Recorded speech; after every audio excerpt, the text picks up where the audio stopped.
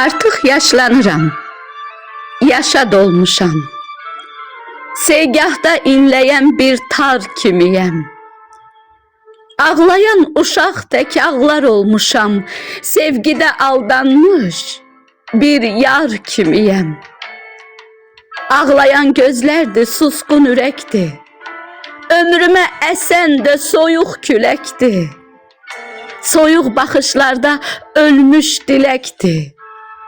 Qışda yeni yağmış bir qar kimiyəm. Kədər dedi mənə əzizim, dayan. Səninlə gedəcəm, edirəm bəyan.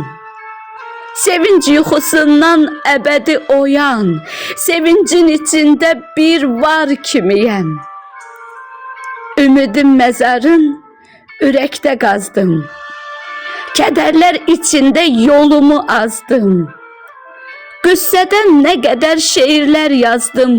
Bağda yetişməmiş bir nar kimiyəm.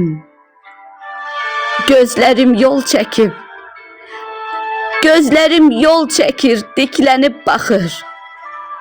Fikirlər dayanmır, qəlbimə axır. Sanki yollarıma şimşəklər çaxır. Xəstələr tapmayan bir nar kimiyəm. Xəstələr tapmayan bir nar kimiyəm. Xəqani Laçın qələmindən.